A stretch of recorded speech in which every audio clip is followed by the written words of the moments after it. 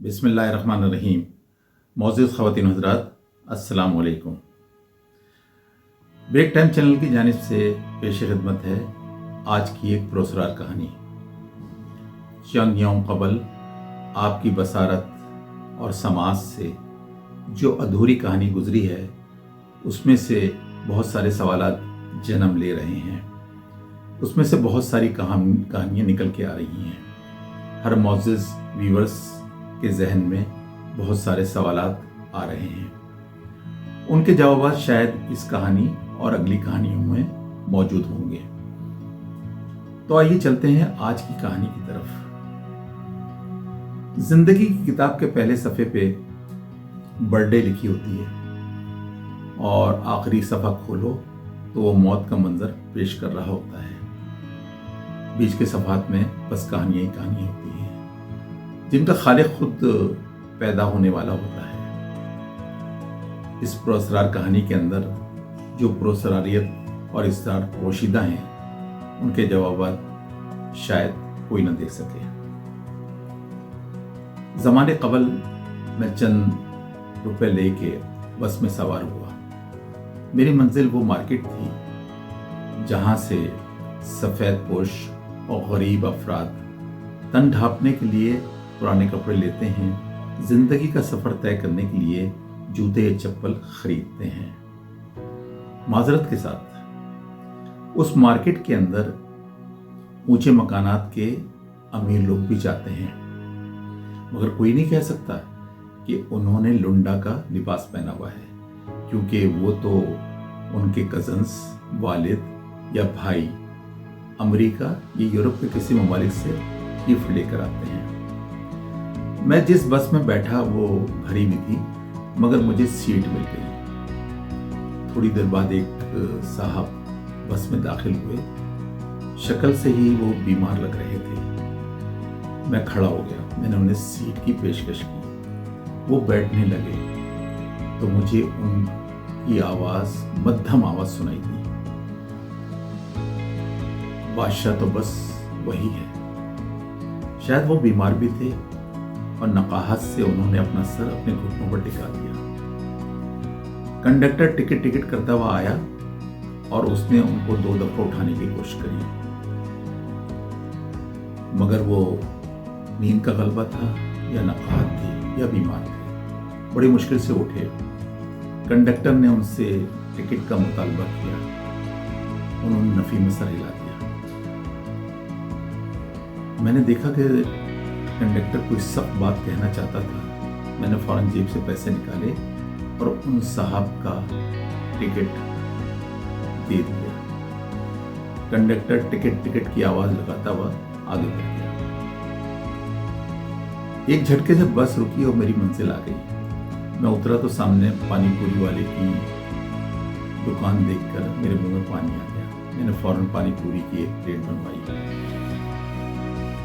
मैं भी खा ही रहा था कि मेरी नजर सामने खंबे पर पड़ी, इलेक्ट्रिक पोल पर। वो साहब जिन्हें मैंने बस में सीट दी थी, वो खंबे से टेक लगाए खड़े हुए थे। उनका अंदाज और उनकी हालत ऐसी थी कि मैं जल्दी जल्दी अपनी पानी पूरी मैंने खत्म करी और उन साहब तक पहुंचा। सर, क्या हुआ? खैरियत है? आपकी तबीयत तो ठीक है? उन्होंने बस नफी में सर हिलाया। सर, क्या आपको भूख लगी है? मैंने पूछा। बादशाह तो बस वही है, उन्होंने कहा। उनके चेहरे की अजियत और उनकी हालत देखकर मैंने उनका हाथ पकड़ा और एक करीबी ईरानी होटल में उनको लेकर चला गया। उस जमाने में ईरानी होटल जगह जगह होते थे। आजकल तो उनकी जगह क्वेटा के होटलों ने ले ली है। मैंने सालन और रोटी का ऑर्डर दिया और उन साहब ने आहिस्ता आहिस्ता से खाना शुरू कर दिया। फिर उन्होंने अपनी जेब में हाथ डाला, एक पर्चा निकाला और मेरे हाथ में थमा दिया। मैंने देखा उस पर 3 दवाइयां लिखी हुई थी। इसी दौरान उन्होंने खाना खत्म किया, दुआ के लिए हाथ बुलंद किए और बोले, बादशाह तो बस वही है। मैं उनसे ये जुमला तीसरी बार सुन रहा था। वो उठे और होटल से बाहर निकल गए। मैं काउंटर पर गया, मैंने उनका बिल अदा किया और बाहर आकर मैंने देखा कि वो तेजी से मेडिकल स्टोर की जानिब बढ़ रहे हैं। मैं उनके पीछे गया। मेडिकल स्टोर से मैंने उनको दवाइयाँ दिलवाई। पर्चा मेरे हाथ में था। अल्लाह अकबर की सदा बुलंद हुई। ये मगरिब की अजान की आवाज़ थी। उन्होंने मेरे हाथ से दवाइयाँ ली और तेजी से मस्जिद की तरफ बढ़ने लगे। मैंने भी उन्हें फॉलो किया। वो वजू करने के लिए बैठ गए जबकि मैं बावजूद था। मैं अंदर चला गया। नमाज से फारिग हुआ तो बाहर आकर मैं सहन में बैठ गया। एक एक करके सारे नमाजी बाहर निकल रहे थे और फिर मस्जिद खाली हो गई, मगर वो साहब मुझे नजर नहीं आए, शायद पहले चले गए थे। मैंने अपनी जेब में हाथ डाला और देखा तो मेरे पास पैसे बस वापसी के किराए के बचे हुए थे। कपड़े और जूते खरीदने के पैसे खत्म हो चुके थे क्योंकि दवाइयाँ खासी महंगी थी। मुझे अफसोस ना था क्योंकि किसी की मदद करना और किसी के काम आना शायद ये मैंने बहुत बचपन से सीखा हुआ था। वैसे भी मेरे पास खाली नरगिस और जावेद सिलेबस समझने के लिए, सवालात समझने के लिए नहीं आते थे, बल्कि बहुत सारे दूसरे साथी भी आते थे और चाहे वो रात के 12 बजे मुझे आकर उठा दें, मुझे अच्छा लगता था उनके सवालात के जवाब हल करना और उनकी मदद करना, क्योंकि जब वो मुझसे कोई चीज़ समझ के जाते थे तो फिर वो आगे भी दूसरे लोगों को समझाते थे। बहरहाल मैं खुश था कि मैंने उन साहब की मदद की, उन्हें दवाइयाँ दिलवाई, चाहे शायद उनकी कुछ अजियत कम हो सके इस तरह से। क्लास में मुझे फर्स्ट आने का तो कभी शौक था ही नहीं। दूसरे दिन मैंने अम्मी से दोबारा पैसे लिए और बस में सवार हो गया। इत्तेफाक से ये वही बस थी और कंडक्टर भी वही था। जब वो मेरे करीब आया तो मैंने उसको टिकट के पैसे दिए तो उसने मुझे कुछ पैसे वापस करना चाहे, खासे पैसे थे। बाबूजी, कल आपने मुझे बड़ा नोट दिया था और मैंने आपसे कहा था कि मेरे पास चेंज नहीं है। जो ही खुला आता है, चेंज आता है, मैं आपको आपके पैसे वापस करता हूँ, मगर आप बगैर पैसे लिए उतर गए। मैंने हैरत से उसकी तरफ देखा। भाई, मैंने तो कल सिर्फ अपना टिकट लिया था और खुले पैसे दिए थे, मेरे पास कोई बड़ा नोट नहीं था। क्यों मजाक करते हैं बाबूजी?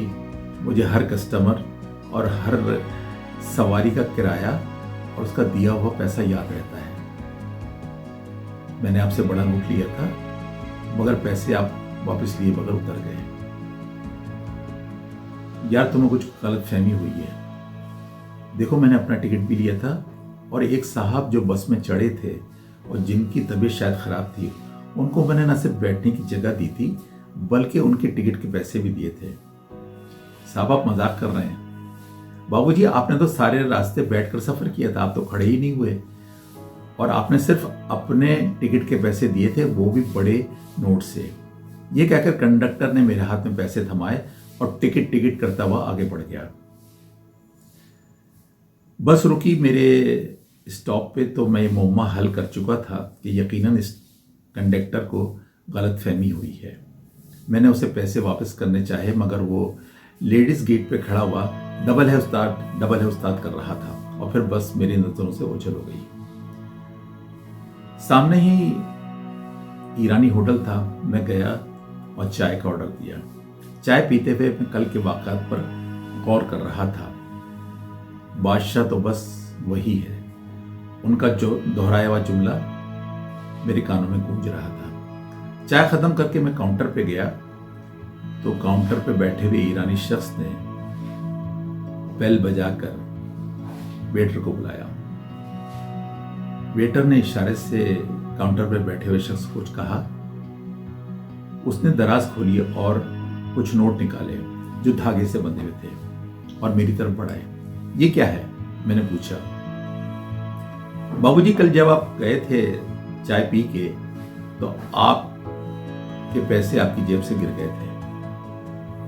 मैंने चाय थोड़ी पी थी कल तो मेरे साथ एक साहब थे, उनको मैंने सालन रोटी खिलाई थी, मैंने तो चाय नहीं पी थी। बाबू जी क्यों मजाक कर रहे हैं, मैंने खुद आपको चाय ला के दी थी और आपने चाय पी थी, आपके साथ तो कोई था ही नहीं। ये कह के वेटर चला गया। काउंटर पे बैठे हुए शख्स ने मुझे नोट दिए। अब हैरत में डूबने का मेरा वक्त था। अब मैं हैरत के समंदर में डूब चुका था। होटल से बाहर आया तो जिंदगी रवां दवां थी। वही ट्रैफिक का शोर, लोग तेजी से अपनी मंजिल की तरफ आ रहे थे, जा रहे थे। हर आदमी अपने आप में मगन था। कोई मेरे सवालात के जवाबात कैसे देता? वो सवालात जिनके जवाबात मुझे नहीं पता थे।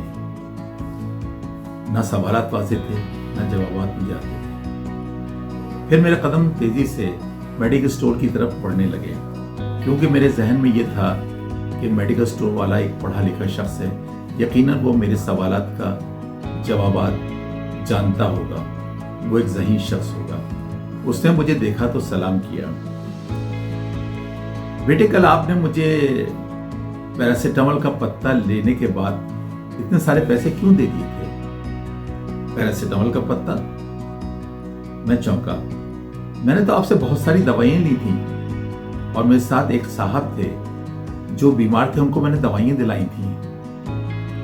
नहीं बेटे, आपने तो मुझसे सिर्फ शेर के निशान वाली गोली पैरासिटामोल का पत्ता लिया था और आपने जो नोट मुझे दिया था उसके जब मैं खुले पैसे लेने के लिए पलटा तो आप जा चुके थे।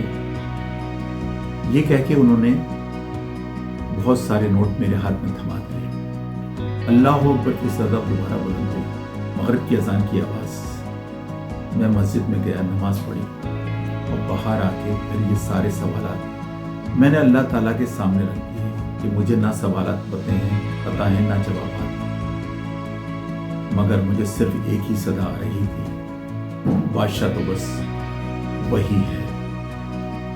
मोअज़्ज़िज़ ख़वातीन हज़रात, इंसान की ज़िंदगी में बहुत सारे वाक़यात ऐसे पेश आते हैं जिनके जवाबात कहीं नहीं मिलते। अगरचे आजकल मोबाइल, लैपटॉप और कंप्यूटर का ज़माना है, जहाँ पर ट्रिलियंस सवालात के जवाबात तो मौजूद हैं, मगर मेरे सवाल का जवाब कहीं पे भी नहीं है।